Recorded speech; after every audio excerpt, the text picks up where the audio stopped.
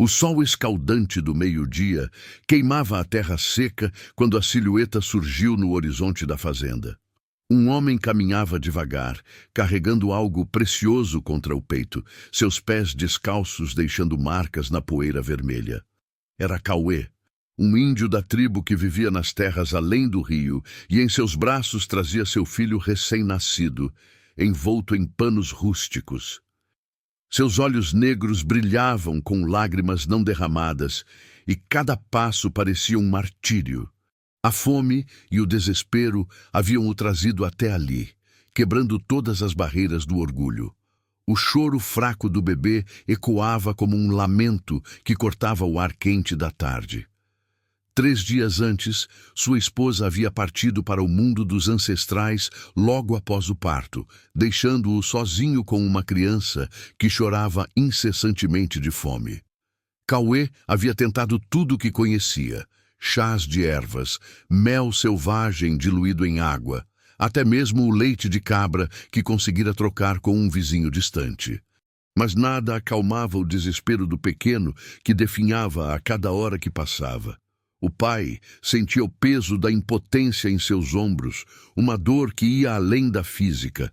Sua cultura o ensinara a ser forte, a encontrar soluções na natureza, mas desta vez a natureza não tinha resposta. O tempo estava se esgotando, e ele sabia que só um milagre poderia salvar seu filho. A fazenda da família Santos apareceu como um oásis em meio ao deserto de sua angústia.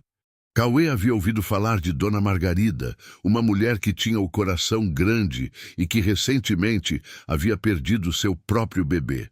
Talvez, apenas talvez, ela pudesse ter compaixão de um pai desesperado. Seus passos vacilaram por um momento na cerca da propriedade, o orgulho lutando contra o amor paternal. Mas quando olhou para o rostinho franzido de seu filho, toda a hesitação desapareceu. Ele atravessou o portão e se dirigiu à casa grande, carregando não apenas uma criança, mas também a esperança de que a bondade humana pudesse transcender todas as diferenças. Margarida Santos estava sentada na varanda da casa grande, embalando o vazio em seus braços, quando avistou a figura se aproximando. Aos 24 anos, ela carregava uma tristeza profunda no olhar, uma dor que parecia ter envelhecido sua alma além dos seus anos. Apenas 2 semanas antes, havia dado à luz uma menina que viveu apenas 3 dias, levando consigo todos os sonhos e expectativas que uma mãe pode ter. Seus seios ainda doíam com o leite que não tinha para quem oferecer, uma cruel ironia do destino. O marido, João Santos, havia partido para a cidade em busca de trabalho, deixando-a sozinha com sua dor e com a sensação de que havia falido como mulher. As outras mulheres da região sussurravam pelas suas costas, algumas com pena, outras com a crueldade disfarçada de preocupação. A casa grande, que deveria estar cheia de risadas infantis, ecoava apenas o silêncio pesado da perda. Margarida passava os dias cuidando das tarefas domésticas de forma mecânica, tentando preencher o vazio com afazeres que não conseguiam distraí-la da ausência. As vizinhas vinham visitá-la, trazendo sopas e conselhos não pedidos, mas ela sentia-se como uma ilha de solidão, em meio a todo aquele falso conforto. Sua mãe, Dona Antônia, tentava consolá-la, dizendo que era vontade de Deus, mas essas palavras soavam vazias aos seus ouvidos. A fé que antes a sustentava agora parecia frágil como vidro quebrado. Ela questionava constantemente o porquê de tamanha crueldade. Por que outras mulheres tinham filhos saudáveis, enquanto o seu foi levado tão cedo? Naquela tarde, enquanto remendava uma roupa pequena que nunca seria usada, Margarida sentia o peso da inutilidade de seus gestos. Seus seios latejavam com o leite que teimava em não secar, uma lembrança constante de sua maternidade frustrada.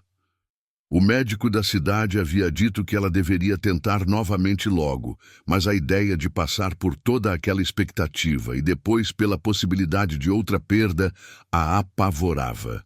Ela se perguntava se algum dia voltaria a sorrir verdadeiramente, se algum dia encontraria propósito novamente. A vida parecia ter perdido todas as cores, restando apenas tons de cinza em sua rotina monótona. Foi então que avistou o homem se aproximando, carregando algo que faria seu coração disparar novamente. Cauê parou diante da varanda, suas pernas trêmulas, mal conseguindo sustentá-lo após a longa caminhada. Margarida levantou-se devagar, enxugando as lágrimas que nem percebera que estavam escorrendo. O índio não falava português fluentemente, mas suas palavras quebradas e gestos desesperados pintavam um quadro claro de sua angústia.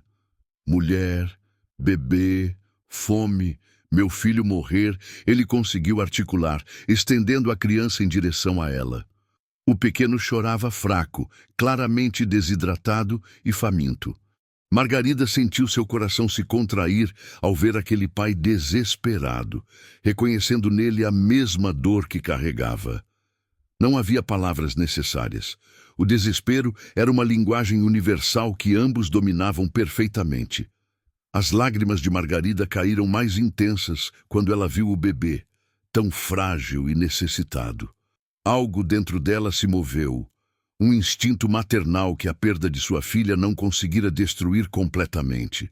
Ela olhou para os olhos suplicantes de Cauê e viu não a diferença de raça ou cultura, mas simplesmente um pai que amava seu filho incondicionalmente. O leite em seus seios pareceu pulsar com mais força, como se seu corpo soubesse que havia encontrado seu propósito. Sem hesitar, ela estendeu os braços e recebeu a criança, sentindo o peso daquela vida preciosa.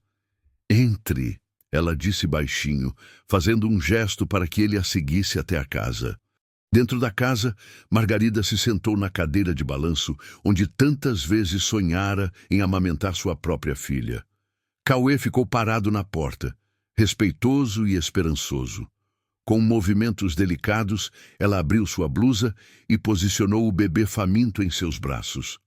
O momento em que a criança encontrou o seio e começou a sugar foi mágico e transformador.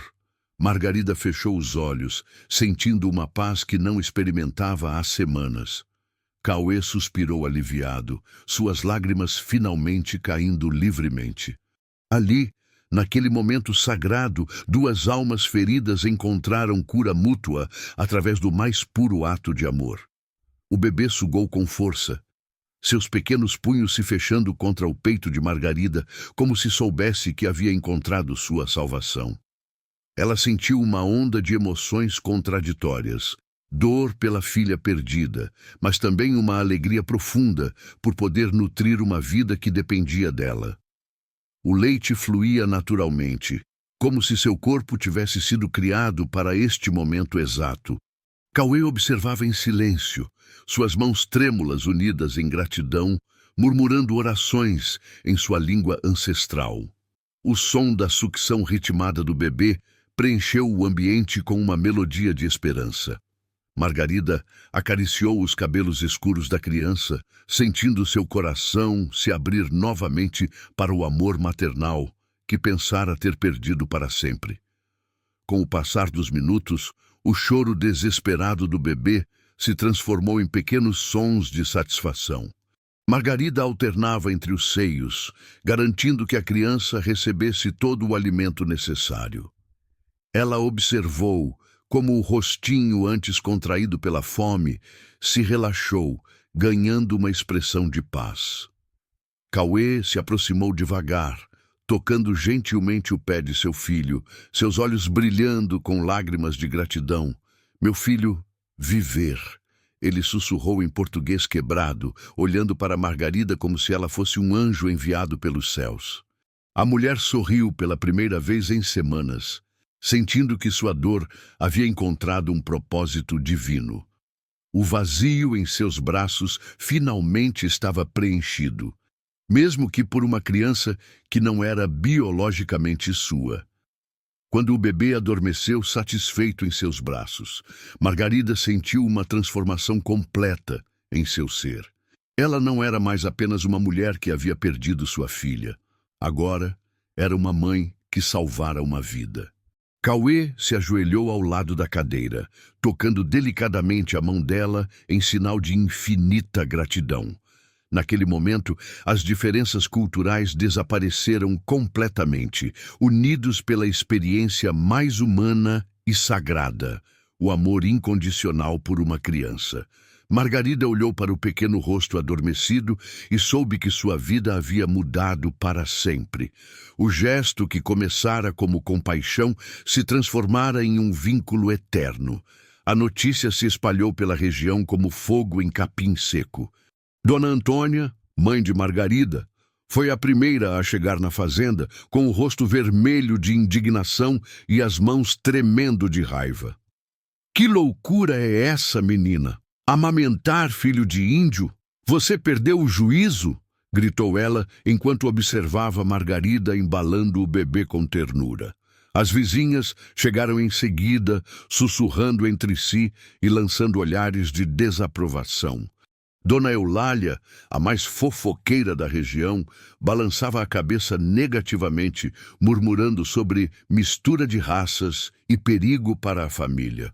O ar ficou pesado com julgamentos não ditos e preconceitos que saltavam dos olhos de cada visitante.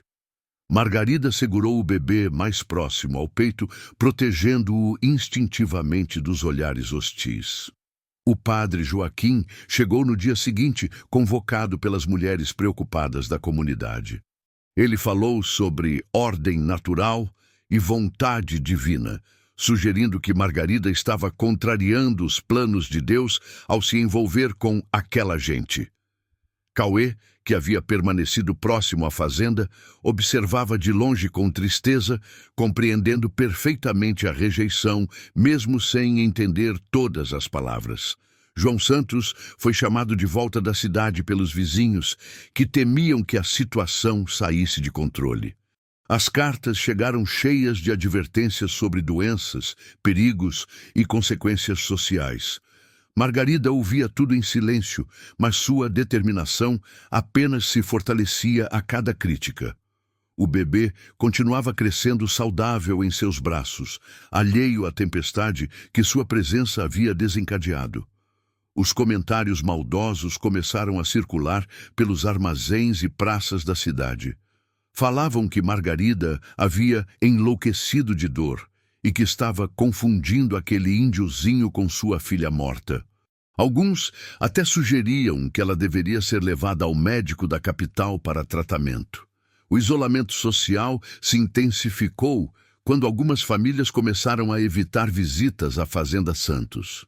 Margarida sentia o peso da solidão, mas quando olhava para o bebê que florescia em seus cuidados, encontrava forças para enfrentar toda a hostilidade. Ela sabia que estava fazendo o que era certo, mesmo que o mundo inteiro estivesse contra ela. O amor maternal que sentia era mais forte que qualquer preconceito. Os dias se transformaram em semanas e a rotina de Margarida passou a girar completamente em torno do pequeno Curumim, nome que Cauê havia sussurrado com carinho.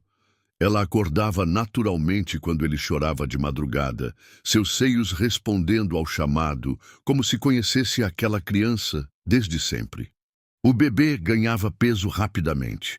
Seus olhinhos escuros agora brilhavam com vivacidade, e um sorriso começava a se formar nos cantos de sua boca pequenina. Margarida conversava com ele durante as mamadas, cantando cantigas de ninar que sua própria mãe lhe ensinara. Cauê observava essa conexão com admiração e gratidão, reconhecendo que seu filho havia encontrado não apenas alimento, mas verdadeiro amor maternal. A casa que antes ecoava com silêncio, agora se enchia com arrulhos e pequenos sons de contentamento. Margarida começou a notar pequenos detalhes únicos do bebê. Como ele segurava firmemente seu dedo durante as mamadas, a forma como seus olhos a procuravam quando acordava, e como se acalmava instantaneamente ao ouvir sua voz. Ela costurou roupinhas novas para ele, usando tecidos macios que havia guardado para sua própria filha. Cada peça feita com amor era uma declaração silenciosa de que aquela criança havia se tornado sua, não por sangue, mas por escolha do coração. Cauê trazia presentes da floresta, frutas selvagens para Margarida manter-se forte, ervas medicinais para aumentar o leite e pequenos amuletos de proteção para o bebê. A comunicação entre eles evoluía além das palavras, criando uma parceria baseada no cuidado mútuo da criança. O vínculo entre mãe e filho se fortalecia a cada dia que passava. Margarida descobriu que conseguia interpretar cada tipo de choro, sabia exatamente quando ele estava com fome, sono ou apenas precisava de carinho. O bebê, por sua vez, reagia à sua presença com movimentos alegres de braços e pernas, como se reconhecesse nela sua fonte de segurança e amor. Durante as tardes quentes, ela se sentava debaixo da mangueira no quintal, amamentando-o enquanto observava as nuvens passarem. Nesses momentos de paz, Margarida entendia que a maternidade não dependia apenas de gerar uma criança, mas de escolher amá-la incondicionalmente. Curumim havia curado não apenas sua fome física, mas também o vazio em seu coração de mãe. Cauê estabeleceu um acampamento simples nas proximidades da fazenda, construindo um abrigo de palha e galhos próximo ao rio que cortava a propriedade. Todos os dias, ao amanhecer, ele aparecia na varanda com oferendas: frutas silvestres, mel selvagem, peixes frescos pescados no rio e sempre alguma erva medicinal para fortalecer Margarida. Seus olhos brilhavam de gratidão cada vez que via seu filho crescendo saudável nos braços daquela mulher generosa. Ele observava de longe as mamadas, os banhos, os momentos de carinho, guardando cada imagem na memória como tesouros preciosos. Mesmo quando a chuva caía forte ou o sol escaldava sem piedade, Cauê permanecia próximo, como um guardião silencioso, protegendo o que mais amava no mundo. Sua presença constante era uma declaração muda de lealdade eterna àquela que salvara seu filho. Com o tempo, Cauê começou a ajudar nas tarefas da fazenda, demonstrando sua gratidão através do trabalho.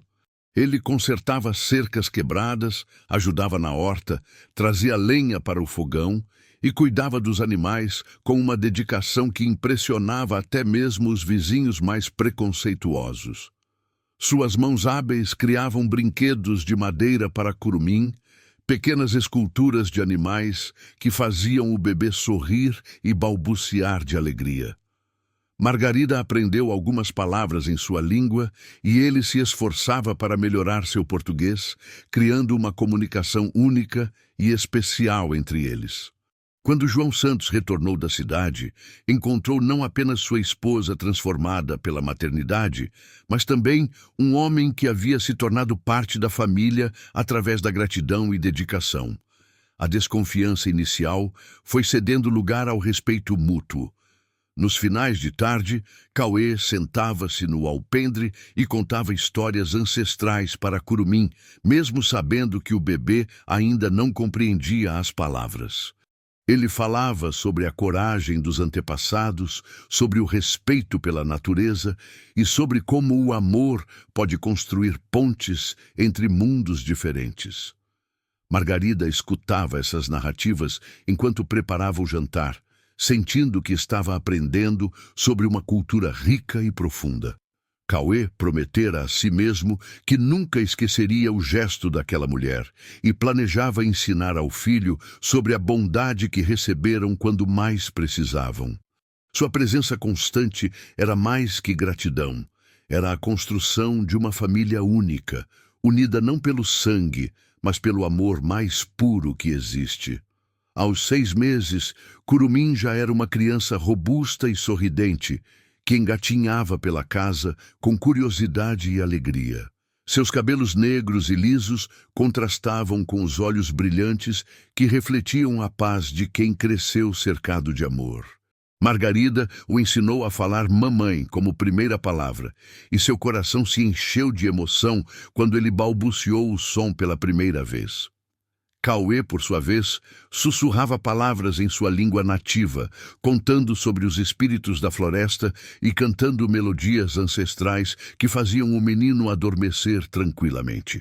A criança crescia bilíngue no coração, compreendendo que pertencia a dois mundos distintos, mas igualmente ricos em amor e tradição. Margarida costurava para ele roupas ocidentais durante o dia, enquanto Cauê criava pequenos acessórios indígenas que conectavam o menino às suas origens. Durante as brincadeiras, Curumim demonstrava uma personalidade única, misturando a doçura que aprendera com Margarida e a conexão com a natureza herdada de seu pai biológico. Ele brincava com bonecas de pano que Margarida fazia, mas também se encantava com os bichinhos de madeira esculpidos por Cauê. Quando começou a caminhar, corria livremente entre a casa e o acampamento próximo ao rio, sentindo-se igualmente em casa nos dois ambientes. Margarida o ensinava orações cristãs antes de dormir, enquanto Cauê lhe mostrava as constelações e contava lendas sobre como os deuses criaram as estrelas. A criança absorvia tudo com naturalidade, sem questionar as diferenças, apenas aproveitando a riqueza de ter duas culturas moldando sua formação. Conforme crescia, Curumim se tornava uma ponte natural entre os dois mundos. Ele brincava com as crianças da região quando vinham visitar, mas também acompanhava Cauê em caminhadas pela mata, aprendendo sobre plantas medicinais e animais. Margarida percebia que estava criando uma criança especial, que carregaria dentro de si o melhor de ambas as culturas. Nas tardes de domingo, ela o levava para a missa na cidade, onde ele se comportava como qualquer criança cristã. Mas ao retornar, sentava-se ao lado de Cauê para ouvir histórias sobre os ancestrais indígenas. Essa dualidade, longe de confundir o menino, parecia enriquecê-lo, tornando-o uma criança excepcionalmente empática e sábia para sua idade. A mudança de opinião da comunidade começou de forma sutil, quase imperceptível. Dona Eulália, a mais crítica das vizinhas, foi a primeira a notar como Curumim cumprimentava educadamente os adultos e dividia seus brinquedos com as outras crianças. Durante uma feira na cidade, ela observou como um menino de 3 anos ajudou uma senhora idosa a carregar suas compras, demonstrando uma gentileza rara para sua idade. Essa criança foi muito bem educada. Ela murmurou para si mesma, sentindo uma pontada de vergonha pelas palavras duras que havia dito sobre Margarida anos antes. O padre Joaquim também começou a reparar na presença respeitosa do menino durante as missas, sempre quieto e atento, segurando firmemente a mão de Margarida. Aos poucos, os comentários maldosos foram sendo substituídos por observações admiradas sobre o comportamento exemplar da criança. O momento decisivo chegou durante uma epidemia de gripe que assolou a região. Cauê, com seus conhecimentos ancestrais sobre plantas medicinais, preparou chás e ungüentos que ajudaram a curar várias famílias da comunidade. Margarida abriu sua casa para cuidar dos doentes, e Curumim, mesmo pequeno, ajudava levando água e consolando as crianças menores que choravam de febre. Dona Antônia, que havia se oposto tanto à decisão da filha, viu-se sendo cuidada por aquela família diferente quando foi acometida pela doença. Enquanto recuperava as forças, ela observava como Margarida, Cauê e Curumim trabalhavam juntos como uma verdadeira família, unidos pelo amor e pela dedicação ao próximo. Suas lágrimas de gratidão lavaram anos de preconceito e resistência. Quando a epidemia passou, a comunidade finalmente reconheceu o valor daquela família única. Os vizinhos que antes criticavam, agora buscavam os conselhos de Cauê sobre plantas medicinais, e as mulheres elogiavam a educação que Margarida estava dando ao menino. João Santos, que havia retornado cético da cidade, tornou-se um defensor fervoroso da família que sua esposa havia construído. Olhem para esta criança, ele dizia orgulhoso. Ela é prova de que o amor não conhece fronteiras. O reconhecimento tardio trouxe uma sensação de paz para Margarida, que havia enfrentado anos de solidão e julgamentos. Finalmente, sua escolha de amor incondicional era vista como o que sempre foi, um ato de coragem e bondade infinita. 20 anos se passaram desde aquele dia em que Cauê chegou desesperado à Fazenda Santos. Curumim, agora um jovem homem de 22 anos, tornara-se médico formado na capital, especializando-se em medicina tradicional e plantas medicinais. Ele retornou à região natal, trazendo consigo conhecimentos que combinavam a sabedoria ancestral de seu pai com a ciência moderna que aprendera na universidade. Margarida, já com cabelos grisalhos, observava com orgulho infinito como seu filho atendia gratuitamente os pobres da região, usando tanto remédios convencionais quanto os ensinamentos que Cauê lhe transmitira. A casa que antes ecoava com silêncio de perda, agora recebia diariamente pessoas em busca de cura e esperança. O legado de amor que ela plantara 2 décadas antes florescia em cada vida que Curumim tocava com sua dedicação.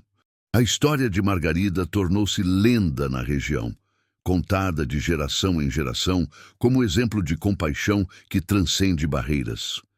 Professoras usavam sua história para ensinar sobre empatia e aceitação nas escolas locais. Jovens mães que enfrentavam dificuldades procuravam-na em busca de conselhos, e ela sempre as recebia com o mesmo carinho que demonstrara ao acolher uma criança abandonada. Cauê, agora um ancião respeitado, continuava vivendo próximo à fazenda, ajudando Curumim na preparação de remédios naturais e transmitindo conhecimentos sobre plantas medicinais para uma nova geração. A parceria entre os 3 permanecia sólida, prova viva de que famílias verdadeiras se constroem com amor, não apenas com sangue. O maior orgulho de Margarida era ver como Curumim havia se tornado uma ponte entre culturas, respeitando igualmente suas 2 heranças. Ele casara-se com uma professora da cidade que também abraçara a filosofia de vida da família, e juntos criavam seus próprios filhos com os mesmos valores de amor incondicional que Margarida lhes ensinara.